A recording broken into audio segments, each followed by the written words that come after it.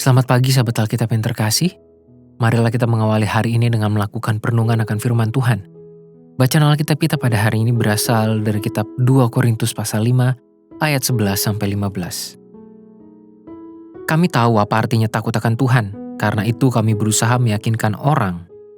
Bagi Allah hati kami nyata dengan terang, dan aku harap hati kami nyata juga demikian bagi pertimbangan kamu. Dengan ini kami tidak berusaha memuji-muji diri kami sekali lagi kepada kamu, tetapi kami mau memberi kesempatan kepada kamu untuk memegahkan kami, supaya kamu dapat menghadapi orang-orang yang bermegah karena hal-hal lahiriah dan bukan batiniah.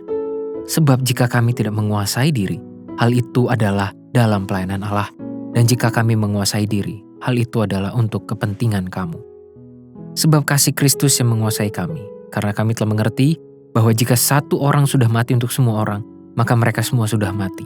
Dan Kristus telah mati untuk semua orang, supaya mereka yang hidup tidak lagi hidup untuk dirinya sendiri, tetapi untuk Dia yang telah mati dan telah dibangkitkan untuk mereka.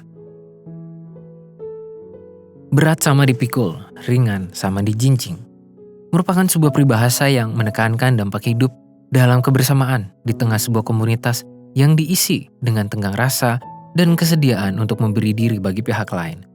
Masyarakat Indonesia pun sudah tidak asing lagi dengan nilai semacam ini. Lagi pula, bukankah konsep hidup bersosial ini pula yang terkandung di dalam ideologi Pancasila, yang membentuk serta menjadi harapan perkembangan negara Indonesia? Namun, apakah situasi hidup yang mencerminkan idealisme itu telah terwujud secara efektif? Inilah sebuah pekerjaan rumah yang perlu secara terus-menerus digumuli oleh seluruh masyarakat, termasuk oleh setiap umat Tuhan yang hidup di negara ini.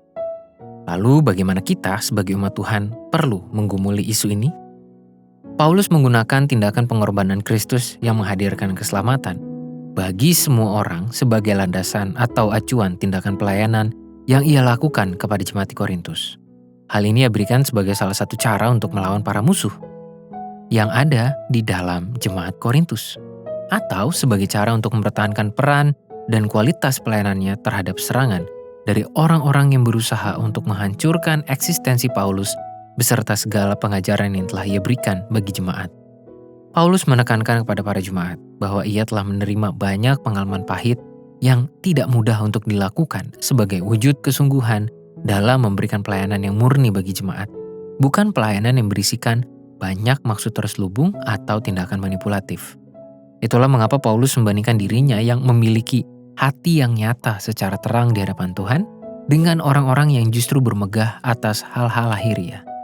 Ketulusan yang Paulus miliki sebagai bagian dari pelayanan yang ia kerjakan bagi jemaat di Korintus bukanlah prestasi pribadi maupun kesanggupannya secara personal. Justru, Paulus menyadari dengan sungguh bahwa itu semua hanya dapat terjadi karena tindakan pengorbanan Kristus satu yang telah menyelamatkan semua orang banyak.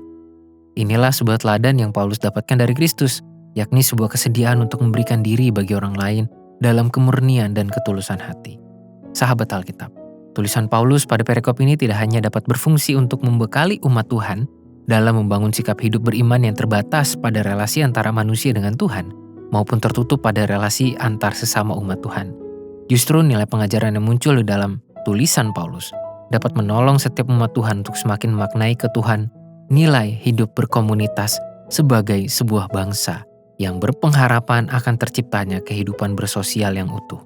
Pada saat kita bersedia untuk merasakan kondisi orang lain, peduli atas situasi hidup mereka, dan memberikan tindakan yang menolongnya, pada saat itu pula kita sedang meneladani pengorbanan Kristus yang menjadi dasar pembentukan iman sebagai umat Tuhan. Marilah kita berdoa. Tuhan, terima kasih untuk semua pengorbanan Tuhan yang memberikan dan mendatangkan keselamatan bagi semua orang. Tuhan, biarlah teladan itu boleh kami maknai dan boleh kami wujudkan dalam sikap hidup keseharian kami ketika kami bersedia untuk memberikan diri kami bagi orang-orang yang ada di sekitar kami. Biarlah kami hidup dalam semangat untuk menciptakan keutuhan dan relasi yang menekankan kebersamaan. Jangan biarkan kami menjadi umat yang egois. Hanya di dalam nama Tuhan Yesus kami berdoa. Amin.